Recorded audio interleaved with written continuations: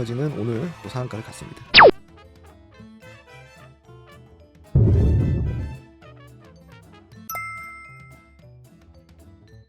러시아가 벨라루스와 폴란드를 거쳐서 서유럽 독일로 연결되는 천연가스 배송관인 야말 유럽 파이프라인에서 독일 공급분 배송을 중단하면서 유럽 가스 가격이 최고치를 경신했다고 하네요. 폴란드에서는 여전히 가스 공급이 이루어지고 있는데 가스 유입 흐름이 기존 동서에서 서동으로 방향을 바꾼 것으로 확인이 됐다고 합니다. 다만 이제 폴란드 가스업체 측은 독일 동쪽에서 돌아오고 있는 가스가 폴란드로 공급될지는 확인할 수 없는 상황이라고 하네요. 지금 이제 우크라이나 사태가 이제 결국은 좀 화두가 됐는데, 이 지금 우크라이나 사태를 둘러싸고 서방 국가와 러시아 간의 이제 긴장이 고조가 되고 있죠. 이런 긴장감이 결국은 유럽의 에너지 대란을 좀 현실화시켰다라는 내용입니다. 나토랑 러시아랑 사이가 지금 굉장히 안 좋거든요. 그래서 지금 우크라이나 이 사태를 지금 두고 서방 국가랑 굉장히 좀 사이가 좀 멀어지고 가는 상황입니다. 갈등이 계속 고조가 되고 있어요. 그런데 러시아 입장에서는 내년 초에 우크라이나를 침공을 할 것이라는 군사 전문가들의 의견이 많이 나오고 있습니다. 여기서 이제 나토가 막아서고 있는데, 사실상 이제 나토는 힘을 많이 잃었죠. 예전 같지 않아요. 독일 같은 경우도 군사력이 굉장히 약화가 되어 있는 상황이기 때문에 이런 부분들이 또 이제 이런 에너지 대란으로 이어질 수 있다라는 점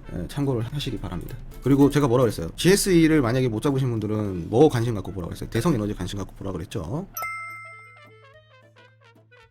GSE보다도 대성에너지가 후발주로 갈 가능성이 있기 때문에 제가 대성에너지 공략하라고 오늘 아침에도 이야기 드렸고 어제도 이야기 드렸죠. 여러분, 가스 관련주가요, GSE, 대성에너지, 경동도시가스, 인천도시가스, 서울가스, 한국가스공사, 부산가스, 대성홀딩스 이렇게 있습니다. 많죠? 그 이외에도 예스코 홀딩스라든가 뭐 이런 종목들도 있고요. 되게 많죠? 그런데 가장 먼저 언급해드렸던 건 GSE였고, 못 잡으신 분들은 후발주 대성에너지 보라고 그랬습니다. 그럼 경동도시가스나 삼천리, 뭐 인천도시가스, 한국가스공사, 부산가스 이런 거 보세요. 어때요? 별 볼 일 없죠? 확률적으로 유력한 놈들만 이야기를 드리는 거죠. 오늘 대성에너지 수익 보신 분들 꽤 있을 텐데 어찌됐건 축하드립니다. 제가 이야기한 종목만 가요. 그죠? 신기하죠, 여러분?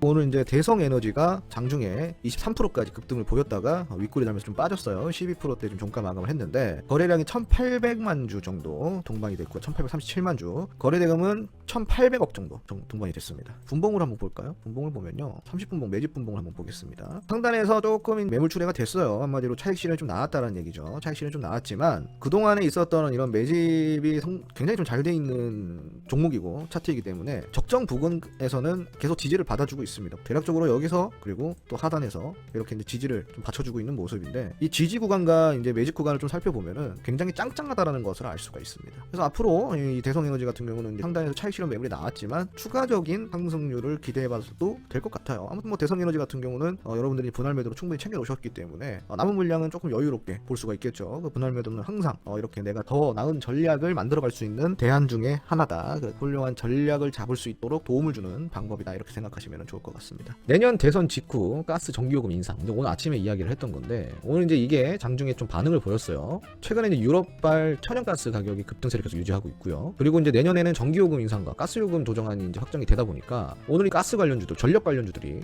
장중에 부각이 됐습니다. 그래서 오늘 뭐 대성에너지가 이렇게 오른 이유도 좀 그러한 이슈 때문이었다면 보시면 좋을 것 같고, 우선은 이제 오늘 또 에너지 관련주들 이슈가 몇 가지 겹치죠. 정부에서 우크라이나 사태에 대응 TFA가 열리는 것도 에너지 관련주랑 좀 엮여지는 부분이고, 미국이 한파가 길어지면서 에너지 가격이 또 올랐다라는 게 관련주로 또 엮일 수가 있기 때문에 오늘 또 이제 에너지 관련주들 함께 반응 나올 수 있어요. 어제 뭐 에너지 관련주도 굉장히 흐름 좋았죠. 그리고 대성에너지 이런 종목들 오늘 뭐 어떻게 움직이는지 한번 볼 필요가 있겠죠.